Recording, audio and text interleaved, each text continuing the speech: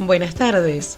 Bienvenidos al ciclo de actividades por videoconferencia que brinda el Colegio Público de Abogados de la Capital Federal. Hoy, como actividad organizada por el Instituto de Derecho Penal y Criminología que dirige el doctor Joaquín Darrocha, contamos con el doctor Norberto Montanelli, que nos hablará de secreto profesional.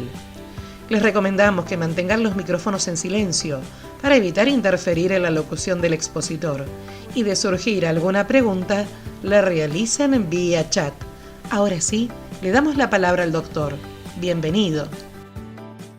Buenas tardes a quienes nos visitan hoy en este ciclo que hemos inaugurado para este año 2021. En esta ocasión recibimos al miembro de nuestro instituto, el doctor Norberto Montanelli, quien ya ha desarrollado en los últimos años otras actividades académicas para el instituto, en general dirigidas a la responsabilidad penal médica, pero en este caso va a hablarnos acerca del secreto profesional y no nos resta más que agradecerle al doctor Montanelli y a todos los presentes y darle el uso de la palabra. Doctor Montanelli, muchas gracias. Comience usted cuando crea conveniente con su alocución. Es un tema un tema de mucha mayor amplitud, que no solo referencia a las dos profesiones más indicadas, ¿no? Tanto los médicos como los abogados, apuntadas fundamentalmente por nuestro Código Penal. También están escribanos, contadores, incluso algunas profesiones, como veremos, que no están tan expuestas, pero también contadores, arquitectos, odontólogos, periodistas, personal de enfermería y ambulancias, personal de seguridad, etc.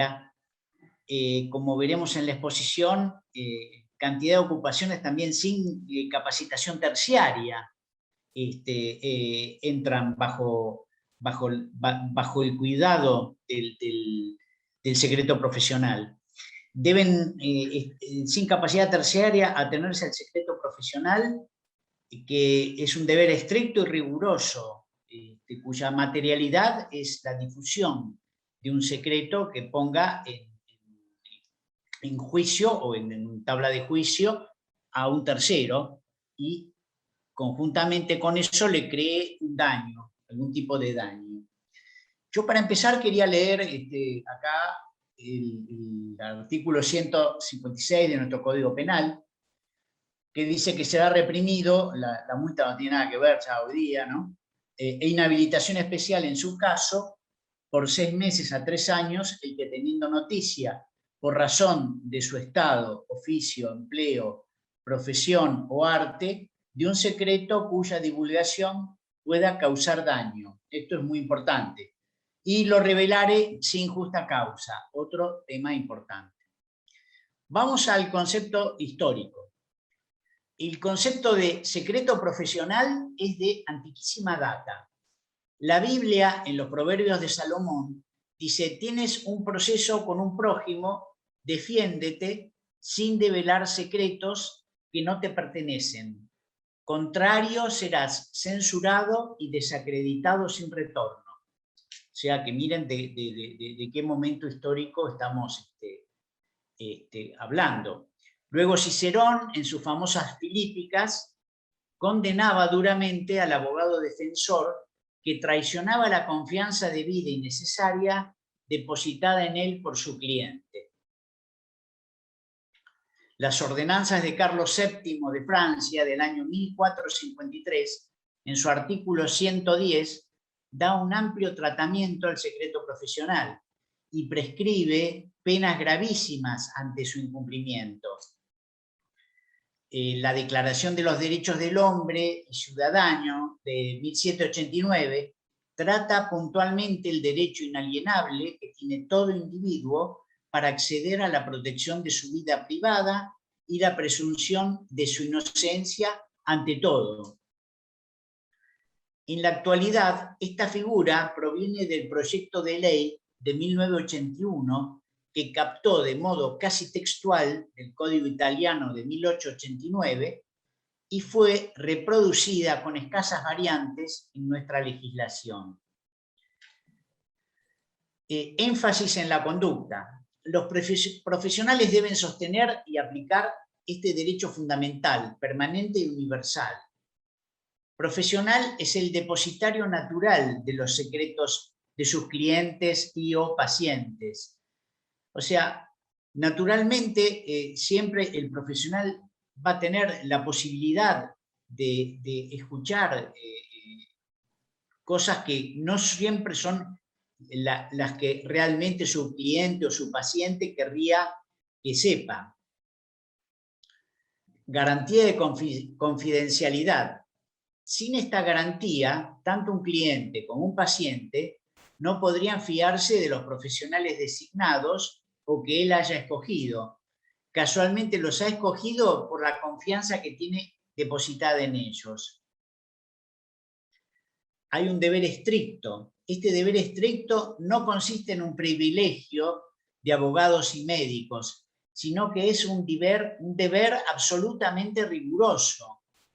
Este deber habilita un perímetro de seguridad y certidumbre donde podrá explayarse en la total seguridad y confianza de que sus palabras no saldrán de ese perímetro de seguridad y certidumbre. O sea, tanto el paciente como el cliente va a estar en un grado de seguridad y tranquilidad respecto a quien está explayándole su problemática. Confianza extrema.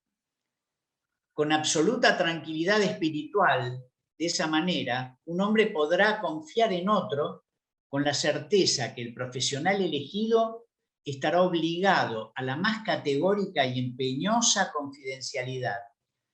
No tendrán que salir ni del estudio jurídico, ni del consultorio médico, ninguna confesión que se haya hecho bajo la expectativa, la esperanza de que esa confidencialidad sea bien promovida.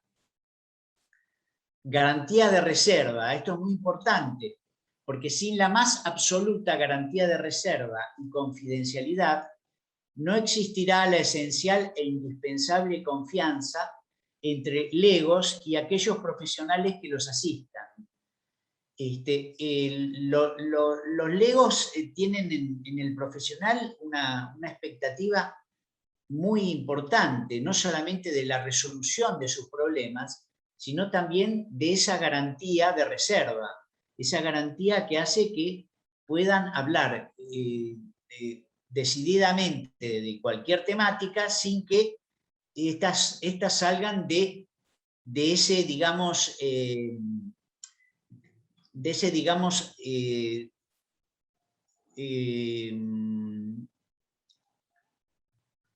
no me sale la palabra. Porque sin la garantía de confidencialidad no podrán fiarse en los profesionales que han escogido o designado. Y esto hace que la confianza depositada en ellos es absoluta y tienen además una garantía de un mejor entendimiento si pasan esos datos que no querría que pasen de esos profesionales y puedan ser utilizados o en su defensa o en la curación de sus problemas fisiológicos. Vemos en el famoso caso de Natividad Frías, que el plenario consigna el médico de un hospital público a quien su paciente informa en el contexto de la relación que los une que se ha practicado un aborto, no está obligado a efectuar la denuncia. O sea, en este caso está clarificando que el médico no está obligado a efectuar una denuncia. Es muy complicada la postura judicial, en especial en provincias que todavía mantienen un sesgo de la Edad Media y con el tema del aborto siguen manejándose como mucho, mucho antes del tema Natividad Frías. Hacerlo sería desconocer el derecho al secreto médico y violatorio del artículo 156 del Código Penal. Las preguntas dirigidas a la pareja con evidente dirección incriminatoria hace que indudablemente haya un sesgo que quiera más incriminar a esta pareja que realmente resolver el problema que tiene ante sí. Y siendo funcionarios públicos no pueden hacerlas sin informar las consecuencias. O sea, no pueden aceptar esos secretos sin informarle a sus pacientes de las consecuencias. La jurisprudencia en forma habitualmente pacífica dictamina que no podrá instruirse sumario penal alguno contra mujer que causare su propio aborto por denuncia del médico que la haya atendido. Corresponderá contra coautores, instigadores y cómplices, pero no contra la mujer. La nulidad de actuaciones similares, atentatorias de las libertades individuales, es de rango constitucional. El secreto en el sentido del artículo 156 del Código Penal, no solo lo reservado, oculto, para sí o un grupo, asimismo puede ser algo que estando en esas condiciones es ignorado por el propio interesado. Por ejemplo, una enfermedad conocida por el médico, pero que es ignorada por el paciente. Esto lo vamos a ver reiteradamente, ¿no? Objeto del secreto: los hechos, ideas, conocimientos y sentimientos propios o ajenos relativos a una persona o a una determinada institución, objeto o situación. El secreto ajeno al ejercicio del estado o oficio del sujeto activo no lo obliga a su reserva. O sea, si el secreto es ajeno al ejercicio del oficio o estado del sujeto que lo recibe, no lo obliga a reservarlo, no obliga a reservar este secreto. O sea, alguien que no tiene nada que ver ni con la profesión, ni con el estado en que se encuentra el que recibió el secreto, si no tiene nada que ver, puede sustraerse de ese secreto profesional. La revelación: el autor revela el secreto solo si lo descubriere. Manifiesta a un tercero que no pertenece al círculo de los obligados a guardarlos. O sea, el autor está revelando el secreto y lo manifiesta a un tercero que no pertenece al grupo de los obligados a guardarlo. Ahí ya lo está revelando, ya está cayendo en el delito en sí. La revelación del secreto consuma el delito si fuera hecha sin justa causa. Ya veremos que hay revelación con justa causa. Según Soler, dice que hay pocos temas son objetos de una interpretación tan vaga y contradictoria como el que refiere a la violación del secreto profesional. Para generar una mayor confusión, se superponen cuestiones que son estrictamente jurídicas con otras de carácter moral. Hay una inadecuada aplicación del nombre secreto profesional a esta infracción. Comprende a sujetos que no son estrictamente profesionales. Se castiga la revelación de un secreto que es conocido en razón de su estado, oficio, empleo, profesión o arte. El estado. Estado es la situación social o personal por la que tiene acceso legítimo a secretos con total independencia del ejercicio de una profesión. Prescinde de tener naturaleza lucrativa o no. La situación asumida por la persona con caracteres de duración o permanencia, por ejemplo, sacerdote, monja, estudiante de medicina, conviviente, estos están en un estado en el cual son obligados a guardar el secreto. Este estado necesariamente obliga a guardar el secreto.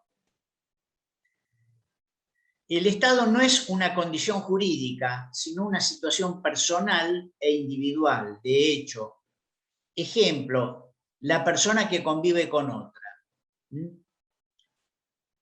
El estado es la especial condición social de hecho o derecho en que se halla un individuo, aunque no ejerza profesión en sentido estricto, para ser depositario del secreto que proviene del sujeto pasivo.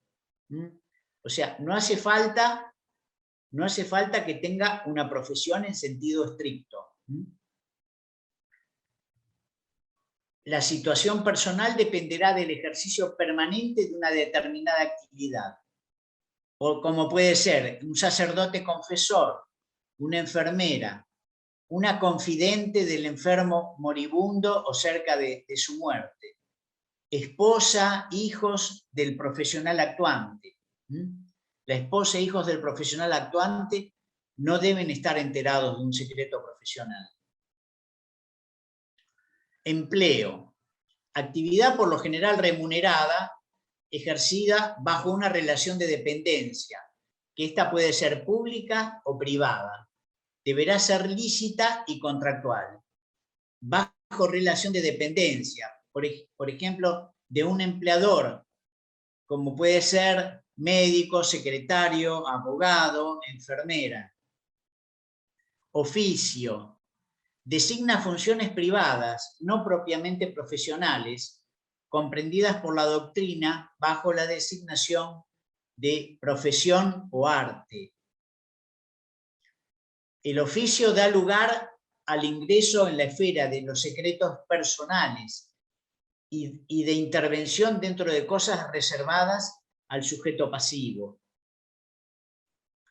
Incluso tenemos como ejemplos los cerrajeros, institutrices, masajistas, enfermeros, empleados, personal doméstico, todos en razón de un contrato laboral liberal.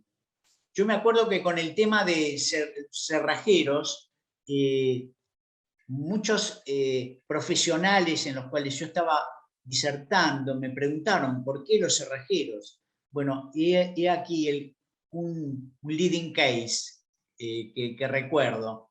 Un cerrajero fue llamado a abrir una caja fuerte. Cuando abre la caja fuerte, el cerrajero se da cuenta de que hay drogas y armas dentro de esa caja fuerte. Y el cerrajero hace la denuncia, violando el secreto profesional que tenía. El oficio es una ocupación habitual de quien no es empleado, profesional ni practica arte alguno. Son actividades utilizables en sociedad, y reitero, masajista, cerrajero. Título terciario, un kinesiólogo, un enfermero, un diseñador gráfico, son otros ejemplos del oficio. Profesión. Actividades que para su ejercicio requieren de título habilitante, la autorización del Estado y de matrícula oficial. La doctrina alude a una profesión liberal como ingeniero, escribano, abogado o médico. Profesión o arte es la categoría más importante cuando la necesidad de recurrir al experto se torna precisa. Se intensifica la obligación de reserva. Hay una necesidad inherente que puede pasar por diversas aristas y acá se intensifica la obligación de reserva.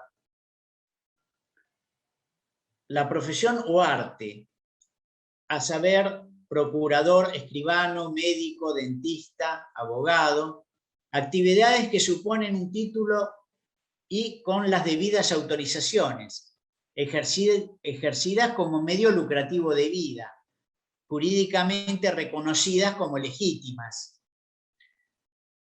Por todo lo expuesto no podrán ser comprendidas actividades ilícitas irregulares, como pueden ser curanderos, avenegras, etc.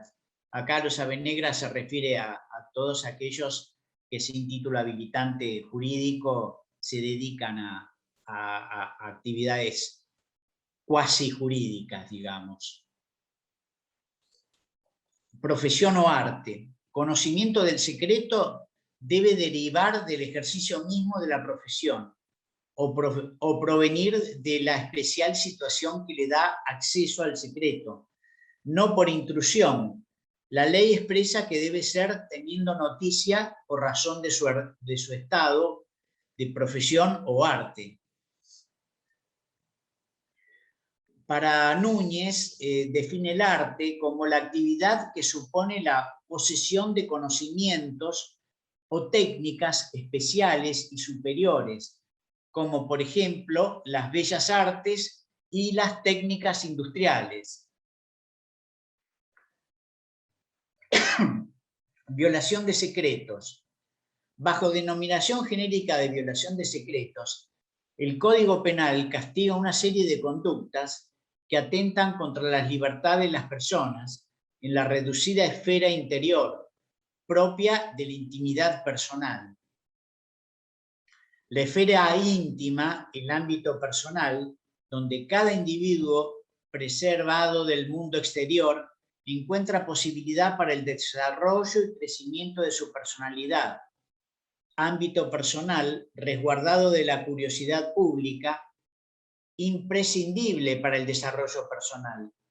Esta es la esfera íntima, este es el ámbito personal que protege este artículo del Código Penal. El individuo debe vivir preservado del mundo exterior. Descubrir, revelar secretos constituyen tipos legales de incriminación destinados a la garantía de los derechos individuales de reserva e intimidad personales. Descubrir, revelar. Tales derechos constituyen dimensiones de la libertad de las personas. Es la facultad de exclusión de todo acto y de todo acceso por parte de terceros al conocimiento de hechos o datos individuales y privados. Afectación personal. Circunstancias, hechos y datos que su titular considera privados e individuales, valorado en la medida que afecten a la persona o actividad del individuo al que pertenecen, al ámbito de la privacidad existencial, correspondencia, incluso papeles privados, pertenecen a este ámbito de reserva, pertenecen a este ámbito de la afectación personal. Intimidad individual.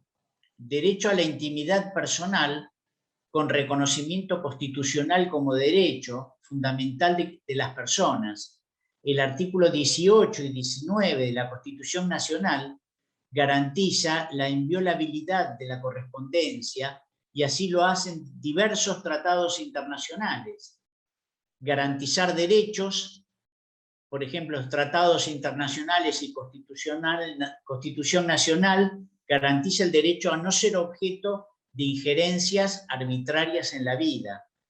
El artículo 12 de la Declaración Universal de Derechos Humanos, el artículo 11 de la Convención Americana sobre Derechos Humanos, artículo 10 de la Declaración Americana de Derechos y Deberes del Hombre, y también el Código Penal, al ocuparse de este grupo de delitos, no se limita a castigar la violación de secretos, sino también atentados contra la correspondencia y papeles privados, aunque estos no contengan secretos. Ya por el hecho mismo de ser papeles privados, ya es suficiente para que sea condenado. Artículos 156, 157 y 157 bis del Código Penal, el secreto no es un bien jurídico, sino el conocimiento que se tiene acerca de alguna cosa y pertenece a un ámbito reservado para determinados individuos. Es el elemento del tipo objetivo del delito descritos en estos artículos. Privacidad. Es un bien jurídico protegido contra comportamientos disvaliosos, como ser la violación o el descubrimiento de secretos y o datos comprometedores que puedan llegar a afectar a terceros. Violación del secreto particular. Artículo 156 del Código Penal. Como ya dije, será reprimido con una multa económica, una inhabilitación especial, en su caso de 6 meses a 3 años, el que teniendo noticia por su estado, oficio, empleo, profesión o arte, de un secreto cuya divulgación pueda causar daño y lo revelare sin justa causa. Bien jurídico es la libertad del individuo en sus manifestaciones más amplias referentes a su esfera de reserva o intimidad propia y particular. La calidad dañosa del secreto no es solo lo confiado por el sujeto pasivo, lo es también aquello con lo que toma conocimiento.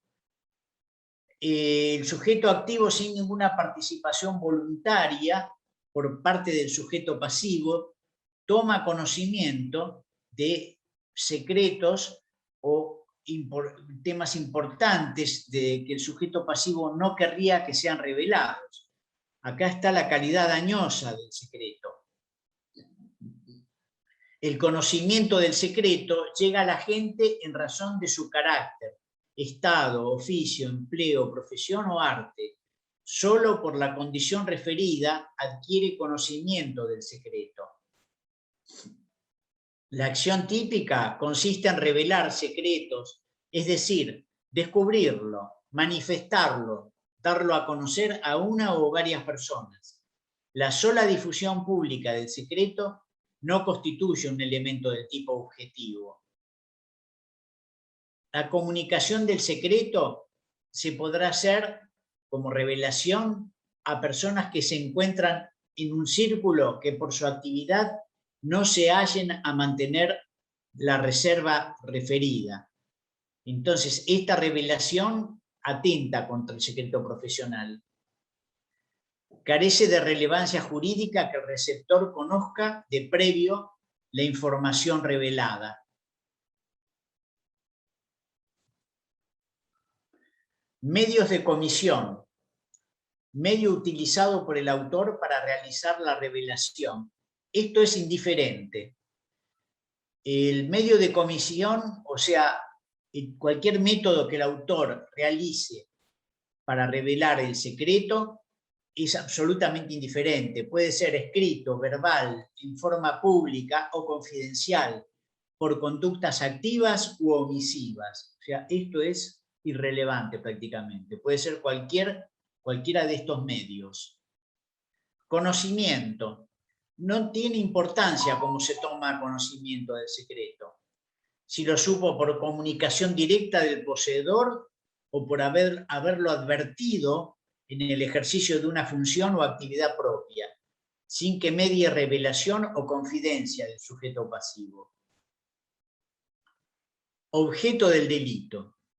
El objeto es un secreto, algo oculto, reservado y limitado a un número determinado de personas.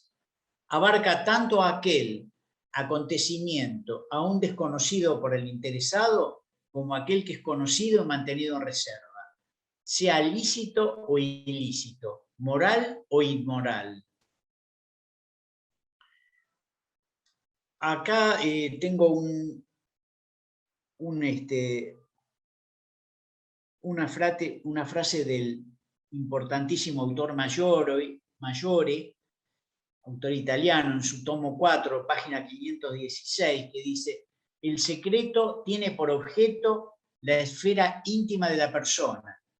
Considera tanto en su entidad física como en la moral. de modo que se incluyen las relaciones que nacen de su situación familiar, política, comercial, económica y religiosa.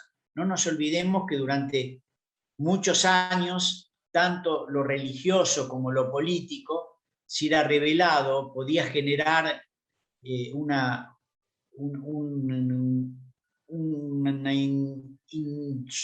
inesperada devolución a nivel incluso violenta, ¿no? Nos ponemos en momentos como de la Edad Media, en la cual la religión era tan importante que existían la gran peligrosidad de que sea revelado que alguien no asistía a misa, por ejemplo. O sea, hace que este texto de Mayore se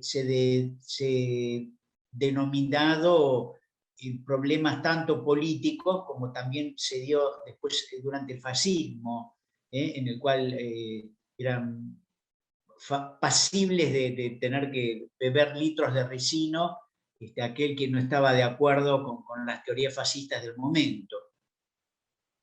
Diferencias. No es secreto el hecho notorio o manifiesto y el que ha sido divulgado o puesto en conocimiento del público en general. Esto no es secreto. Daño. La revelación del secreto solo es punible si su divulgación pueda causar daño, o sea que de la conducta derive una posibilidad de perjuicio para un tercero o para terceros. O sea, debe causar daño, si no, no será punible. El detrimento puede ser social, físico, moral o patrimonial. Justa causa, revelación. Aquí estamos en algo que genera las mayores confusiones. El hecho no será delictivo aunque cause daño. Si existe causa justa de revelación, consistirá en un verdadero estado de necesidad, en el cual se legitima la revelación para evitar un mal mayor. Justa causa y debe existir una necesidad de la revelación. Si el sujeto ha estado en error acerca de esa necesidad, no habrá delito, porque aquí no solo vale el juicio del juez acerca de la necesidad, vale también el del imputado. El juez deberá determinar que el juicio del imputado ha sido honestamente posible, si hay justa causa en la revelación. O sea, esto deberá ser determinado por la judicatura. Causa ilegítima. El tipo se completa cuando la revelación ha sido hecha sin justa causa, vale decir, en forma ilegítima. El autor, para ser punible, debe tener conciencia de la ilegitimidad de su propia conducta. La ausencia de justa causa es un elemento normativo del delito. Acá parece, no sé, Chango, si...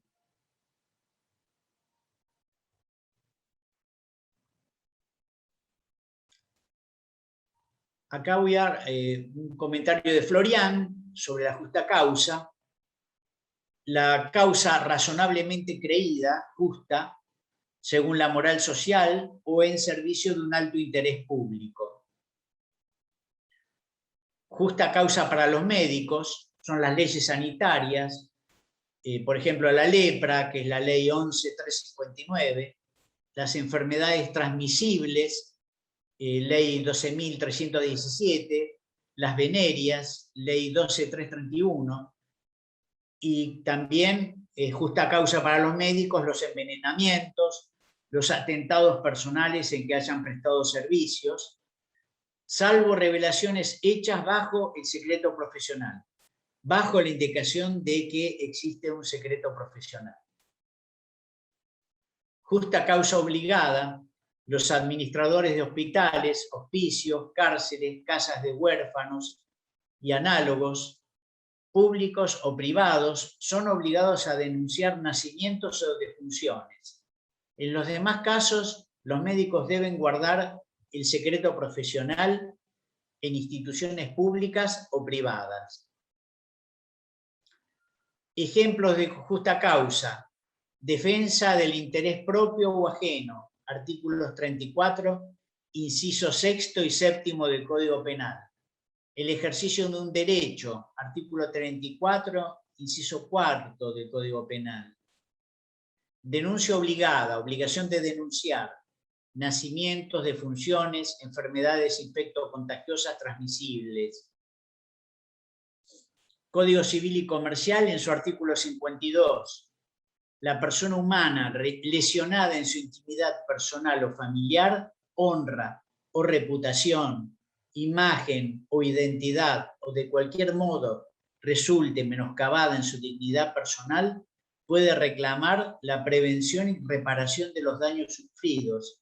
Esto surge en el libro 3, título 5, capítulo 1 del Código Civil y Comercial, en su artículo 52. También el Código Civil y Comercial, artículo 55, dice: el consentimiento para la disposición de derechos personalísimos es admitido si no es contrario a la ley moral o buenas costumbres. Este consentimiento no se presume es de interpretación restrictiva, libremente revocable. Permiso. El permiso otorgado por el titular para que el secreto sea revelado resta absoluta ilicitud al hecho. El consentimiento válidamente prestado antes o contemporáneo a la revelación hace cesar la obligación de guardar silencio. Según Soler, el efecto del consentimiento es el de hacer desaparecer el derecho de callar. El deber de abstención del testigo es una cuestión regulada por las leyes locales. Por ejemplo, artículo 229 del Código Procesal Penal de Corrientes y el 229 también del Código Procesal Penal de Chaco. Denuncias médicas ante la autoridad policial. La doctrina y jurisprudencia nacional y provincial están con opiniones absolutamente contradictorias, pero la opinión mayoritaria vicia el abocamiento jurisdiccional y demás actos procesales posteriores, el haber vencido el secreto profesional. La denuncia policial provoca la nulidad absoluta del sumario policial si el mismo tuvo como base la notitia criminis, efectuada por profesionales médicos. Conflictos normativos. Hay una infinidad de conflictos normativos al respecto. Por ejemplo, el médico que atiende a paciente que ha cometido un delito de acción pública está obligado a observar el secreto profesional. Por ello pesa sobre él la prohibición de denunciar ese hecho. Si realiza la denuncia o comunica el hecho a autoridad, comete el delito del artículo 156 del Código Penal. Prohibición legal de denunciar. Comprende tanto a médicos particulares como a los que ejercen su actividad en hospitales dispensarios del Estado Nacional, provincial o municipal. La denuncia del médico no es delictiva en aquellos casos en que hubiese mediado justa causa para su revelación. Conflicto de bienes jurídicos. El conflicto de bienes jurídicos que se presenta ante la libertad individual del enfermo y la administración de justicia debe resolverse por el sacrificio de esta última, o sea, de la administración de justicia. Reglas contra las obligaciones. Debe afirmarse que la observancia del secreto profesional siempre es la regla, mientras que la obligación de denunciar es la excepción. Profesionales funcionarios. El profesional funcionario está sujeto exactamente al mismo deber que los profesionales particulares, cuando asumen y prestan su socorro en situaciones de secreto. La obligatoriedad del secreto no depende de la forma gratuita o remunerada con la que se ha prestado el socorro, sino que la naturaleza de este y su carácter necesario e indispensable. Sujeto del delito. El sujeto activo puede ser solo quien reúne una determinada condición o ejerce una específica actividad o función. Se trata de un delito especial, propio de autor calificado. Sujetos del delito. Sujeto pasivo es el titular del secreto. El acceso al secreto debe realizarse por razón del Estado, oficio, empleo, profesión o arte del sujeto activo. Tipo subjetivo. Subjetivamente el delito es doloso y el dolo abarca el conocimiento que se está revelando un secreto sin que exista causa justa para su revelación. El tipo no requiere de ningún elemento subjetivo especial. Es suficiente el dolo eventual. Obrar imprudente no es punible. Consumación y tentativa. Es un delito de mera actividad y de peligro concreto. La consumación coincide con la acción de revelar el secreto a un tercero. Es innecesario la tipicidad que lo reservado alcance divulgación ni que haya producido efectivamente daños. Esto es una tentativa admisible. Revelación de hechos, revelación de documentos. 157 del Código Penal. Será reprimido con prisión de 1 mes a 2 años e inhabilitación especial de 1 a 4 años el funcionario público que revelare hechos, actuaciones, documentos o datos que por ley deben ser secretos o deben estar solamente bajo su arbitrio. Revelación, 157 del Código Penal. La acción típica se satisface si el secreto es comunicado a cualquier persona que no sea una de las que, como el agente, estén obligadas a guardarlo. Datos cuya revelación ha sido prohibida por una ley. El sujeto activo, funcionario que por su cargo toma funciones y conocimientos del secreto. Acceso ilegítimo, banco de datos, artículo 157 bis del Código Penal. Será reprimido con la pena de prisión de 1 mes a 2 años quien a sabiendas y legítimamente, violando sistemas de confidencialidad y seguridad de datos, accediere de cualquier forma a un banco de datos personales. Ilegítimamente proporcionare o revelare a otro información registrada en archivo o banco de datos personales cuyo secreto estuviere obligado a preservar por disposición de una ley o incluso de una regulación interna. Ilegítimamente insertare o hiciera insertar datos en un archivo de datos personales. Bueno, hasta aquí ha llegado mi exposición, Chango.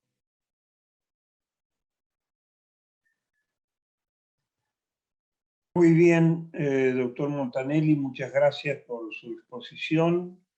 Hay algunas preguntas que le voy a transmitir para que considere su parecer respecto de lo que se le está interrogando. La primera dice, ¿cómo se resuelve la contradicción entre la obligación del profesional, que es funcionario y por ende debe denunciar un delito, y la obligación de mantener el secreto en tanto es un profesional? Bueno, siempre, primigeniamente, funciona el secreto profesional. Previo a todo, tenemos que llegar al punto de que sea, que sea justa la razón por la cual, o tenga alguna importancia, la razón por la cual se filtre el secreto. O sea, no puede por el solo hecho de ser funcionario tener que violar ese secreto profesional. la norma general es mantener secreto profesional. Puede darse el caso de la justa causa, que con justa causa, que hay varios ítems a los cuales por algunos hemos pasado, la justa causa sí admite la violación del secreto profesional, pero tanto el profesional que es funcionario público como el profesional que no lo es, deben tener en cuenta que es muy importante mantener el secreto profesional. Gracias. Acá hay dos preguntas que, una desde lo particular y otra de lo general, tienden a lo mismo. La pregunta general sería, ¿quién es el que puede autorizar o relevar a un profesional del secreto profesional? Y en particular, otra pregunta dice si el profesional de la salud mental puede relevar de este secreto cuando el paciente es menor de edad. Bueno, en los dos casos es casi son similares. O sea, el hecho de violar el secreto profesional va a ser admisible incluso, para empezar, cuando el mismo dueño de ese secreto admite que sea, que deje de ser secreto, que deje de serlo. Puede hacerlo en cualquier etapa y no habría violación del secreto profesional.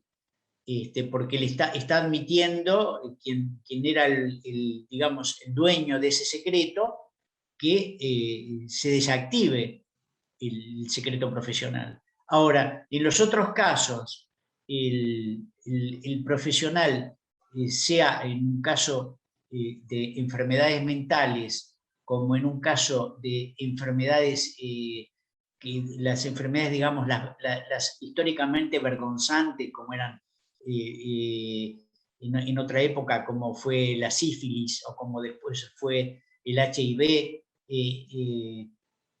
también queda de hecho que tiene el secreto profesional una fuerza superior a la revelación. Y si lo revela, y bueno, va a tener que ser por una justa causa, como podría ser que esa persona pudiera contagiar o tuviera una posibilidad de contagiar de una forma más directa a un tercero. En ese caso sí. Acá hay una afirmación, se la transmito como para que hacer una afirmación, una pregunta, si usted coincide. La afirmación es así: únicamente puede violar el secreto cuando sea relevado del secreto por el juez en el marco de una causa penal. Y aún así, el profesional puede negarse y hay que respetar y nadie lo puede obligar. Sí, es tal cual. Sí, estoy de acuerdo con eso. Estoy de acuerdo con eso. No, el profesional no puede ser forzado a revelar un secreto. Incluso usted tiene casos como de periodistas que han sido prácticamente obligados a revelar fuentes y no lo han hecho, con causas judiciales. Se han negado a dar los datos de dónde llegaron esos datos que ellos publicaron, por ejemplo. Bueno, el resto de la afirmación tiene que ver con lo mismo. Habla acá de que está protegido el periodista por la Constitución Nacional. Sí, también el profesional. Acá la discusión de base es si hay alguien externo, acá se habla del juez en una causa penal, que puede liberarlo, o únicamente puede liberarlo de ese secreto quien se lo confió. El que confía el secreto puede liberarlo en cualquier momento, eso sin ningún lugar a dudas. Ahora, que el juez, yo realmente no sé en qué causa podría un juez participar de la desaparición del secreto profesional de un caso en particular. Me parece que no. Hay una vieja película que a lo mejor usted ha visto que se llama Mi secreto me condena, sí. en la cual un sacerdote sí. conoce por confesión la identidad del delincuente, del asesino, sí. y es imputado él mismo por el delito que en realidad él sabe que cometió otro. Sí, ahí debería funcionar el tema de la justa causa, ¿no? Exactamente. Sí. Pero son temas muy, muy específicos, ¿no? Que yo siempre digo que hay cosas que a veces son de imposible resolución si no es con el tema en sí y uno pudiendo estudiarlo un poco, ¿no? O sea, el derecho tiene cierto cientificismo, aunque creamos que no, tiene puntos en los cuales uno debe ahondar para llegar a una conclusión real, ¿no? Legítima, digamos. Bien, doctor Montanelli, nuevamente muchas gracias por habernos aportado nuevas ideas y posiciones y reflexiones acerca de un tema tan interesante como es el del secreto profesional.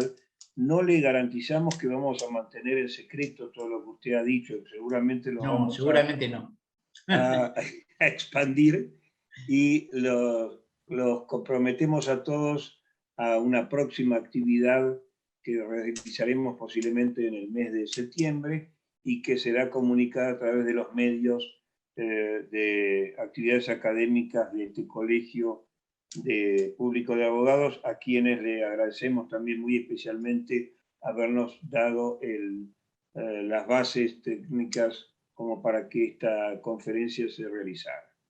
Gracias a todos, muy buenas tardes y será hasta nuestra próxima actividad. Igualmente, gracias a los participantes.